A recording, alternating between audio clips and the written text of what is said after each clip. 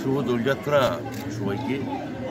এটা তো বাংলার একটা বড় বৈশিষ্ট্য যে বাংলা সবসময় ইনক্লুসিভ। এটা কিছুদিন আগে আমার মুখ্যমন্ত্রী এই দুদিন আগে বিধানসভায় আমাদের অধিবেশন চলছে, মুখ্যমন্ত্রী খুব বিশদে প্রাঞ্জল করে বুঝিয়ে দিয়েছেন যে এই বাংলায় সমস্ত রকম ধর্মের যে আচার বা অনুষ্ঠান তা তারা স্বচ্ছন্দে আনন্দে তারা প্রকাশ করতে পারে। ফলে আজকে ঠিকই যে দোলও আছে, জুম্মার নামাজও চলছে। আজকে যদি মহান খ্রিস্ট ধর্মের কিছু থাকতো কোনো অনুষ্ঠান, সেটাও এখানে সাড়ম্বরেই পালিত হতো, বা অন্য কোনো ধর্ম শব্দটার অর্থ হচ্ছে ধারণ করা।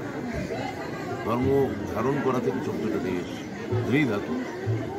ফলে এটা মানুষের ব্যক্তিগত নিজেকে, এটা একটা ব্যক্তিগত চর্চা, প্র্যাকটিস।